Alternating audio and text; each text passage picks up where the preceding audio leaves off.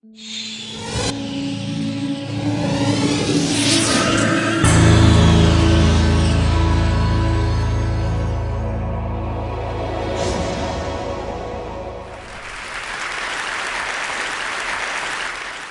a savant, or more precisely, a high-functioning autistic savant. It's a rare condition, and rarer still when accompanied, as in my case, by self-awareness and a mastery of language.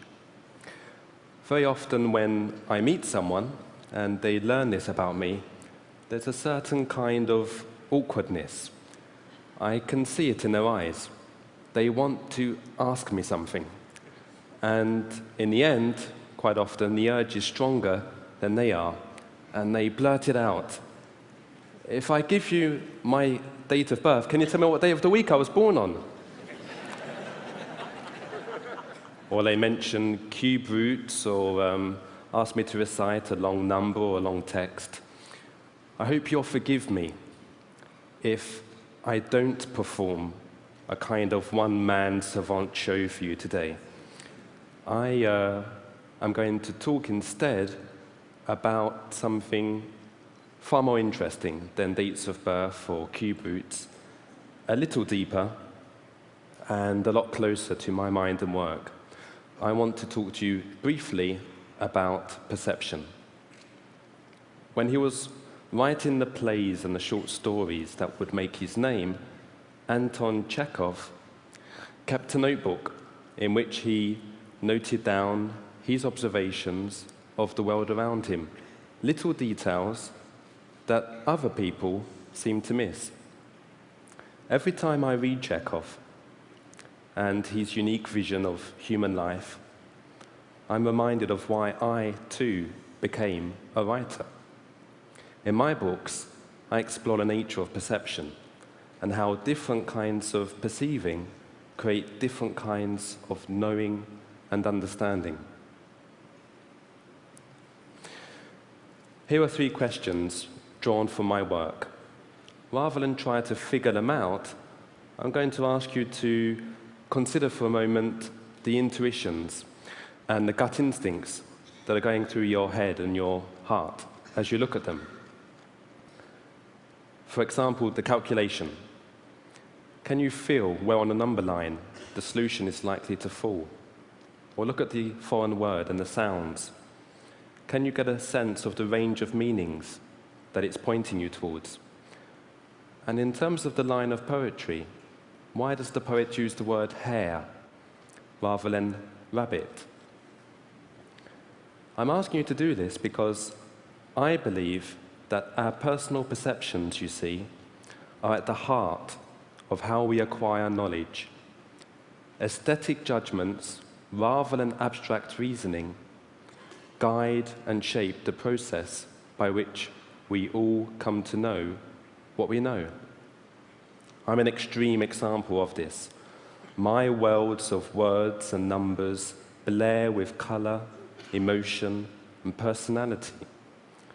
As Juan said, it's a condition that scientists call synesthesia, an unusual crosstalk between the senses. Here are the numbers 1 to 12, as I see them. Every number with its own shape and character. 1 is a flash of bright light. 6 is a tiny and very sad black hole. The sketches are in black and white here, but in my mind, they have colors. 3 is green, 4 is blue, 5 is yellow.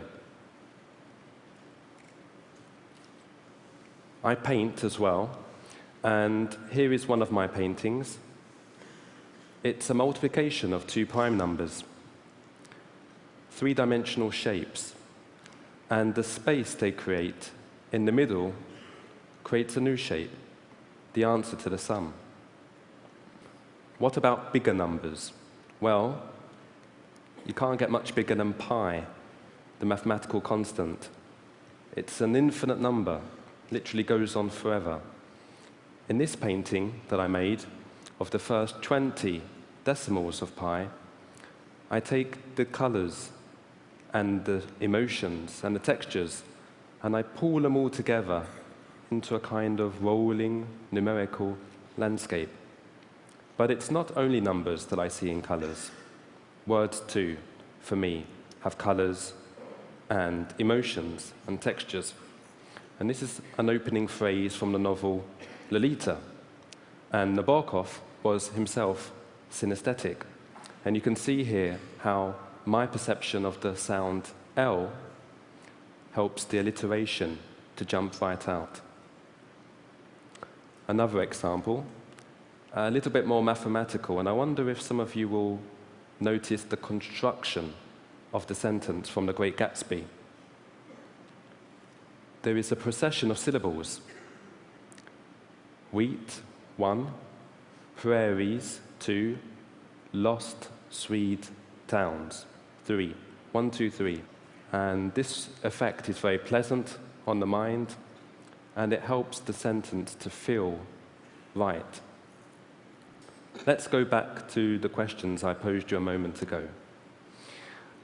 64 multiplied by 75.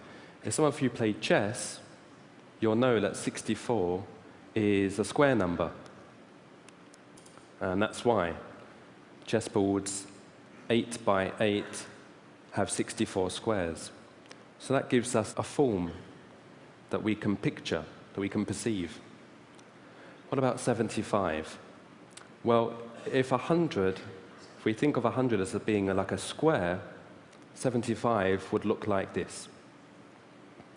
So what we need to do now is put those two pictures together in our mind. Something like this. 64 becomes 6400. And in the right-hand corner, you don't have to calculate anything. 4 across, 4 up and down, it's 16. So what the sum is actually asking you to do is 16, 16, 16. That's a lot easier than the way that the school taught you to do maths, I'm sure. It's 16, 16, 16, 48, 4800. 4,800, the answer to the sum. Easier when you know how. The second question was an Icelandic word. I'm assuming there are not many people here who speak Icelandic. So let me narrow the choices down to 2. Hnugin. Is it a happy word or a sad word? What do you say? Happy. Okay. Some people say it's happy. Most people, a majority of people, say sad. And it actually means sad. Why do, statistically, a majority of people say that a word is sad in this case, heavy in other cases? In my theory, language evolves in such a way that sounds match, correspond with the subjective, with the personal, intuitive experience of the listener. Let's have a look at the third question. It's a line from a poem by John Keats. Words, like numbers, express fundamental relationships between objects and events and forces that constitute our world. It stands to reason that we, existing in this world, should, in the course of our lives, absorb intuitively those relationships. And poets, like other artists, play with those intuitive understandings. In the case of hair, it's an ambiguous sound in English. It can also mean the fibers that grow from our head. And if we think of that, let me put the picture up. The fibers represent vulnerability. They yield to the slightest movement or motion or emotion. So